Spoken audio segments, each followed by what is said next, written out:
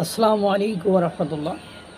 জানেন পুরো বাংলাদেশ এখন বার্নিং কোশ্চেন বা বার্নিং ইস্যু হলো, মানে গুরুত্বপূর্ণ বিষয় হলো মানবিক করিডোর, তথাকথিত মানবিক করিডোর।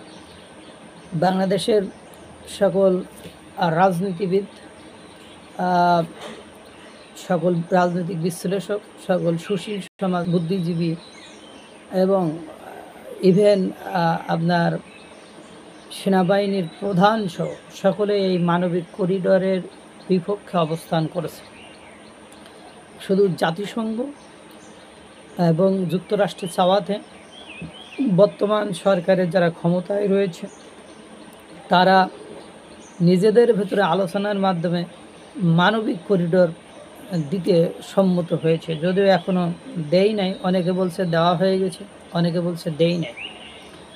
এখন এই মানবিক করিডোর নিয়ে সকলের আপত্তি, শুধুমাত্র ডক্টর মোহাম্মদ ইউনূস, জাতীয় নিরাপত্তা উপদেষ্টা, পররাষ্ট্র উপদেষ্টা এবং সরকারে থাকা বা লোকজন এদের মতামত ছাড়া বিএনপি বলেন, জাতীয় পার্টি বলেন, এরা এটার ভেটো দিয়েছে।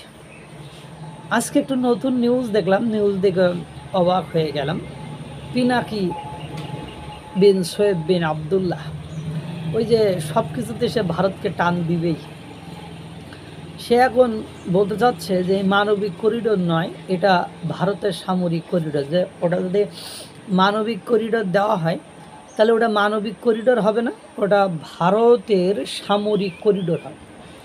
তিনি খুব সুন্দর করে ম্যাপ অঙ্কন করে সেটা দেখিয়েছে যে তারা যদি ভারত দিয়ে তাদের 7 সিস্টার্সে কমিউনিকেশন না করতে পারে, তাহলে বে অফ বেঙ্গল দিয়ে কিভাবে রাখাইনের মধ্য দিয়ে তারা 7 সিস্টার্সে যোগাযোগ করবে। এবং তিনি ওটা দেখিয়ে এটা বলতে চেয়েছে যে এখানের এই কারণে যে এই অঞ্চলটা হলো মুসলিম অধ্যুষিত রোহিঙ্গাদের, মুসলমানদের অঞ্চল ছিল, এই জন্য ভারত সিস্টেম করে জাতিগত নিধনের তকমা দিয়ে এই অঞ্চলের রোহিঙ্গাদের মানে গণহত্যা করেছে। গণহত্যা করার পরে বাকিদেরকে বাংলাদেশে পালিয়ে আসতে সুবিধা করেছে।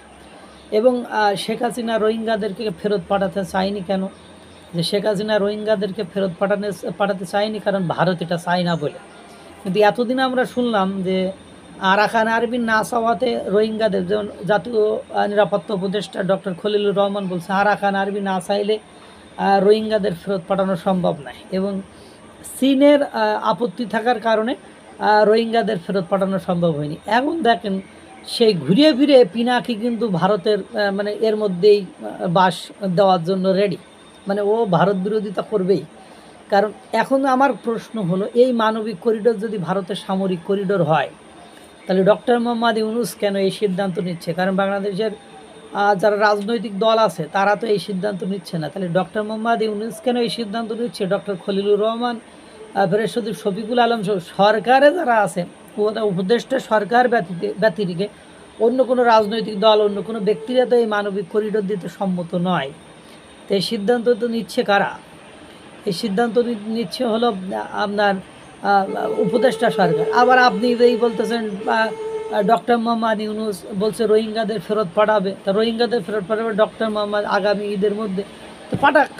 তাহলে সেক্ষেত্রে কি আপনার কথা যদি সত্যই হয়, আপনার যুক্তিতর্ক যদি সত্যিই হয়, তাহলে কি সবচেয়ে বড় কালপিট আপনি কি ডক্টর মোহাম্মদ ইউনূসকেই বললেন? যদিও সাধারণ জনগণ এটার বোঝার কথা নয়, কারণ ডক্টর মোহাম্মদ ইউনূসই তো এই মানবিক করিডোর দিতে চাইলো। তাহলে এই ডক্টর মোহাম্মদ ইউনূস যে মানবিক করিডোর দিতে চাইলো, তাহলে doctor Mohammad Yunus is working for India, মানে ইন্ডিয়ার জন্য কি কাজ করতেছে সে? যে হ্যাঁ ভারতের হয়ে কাজ করতেছে?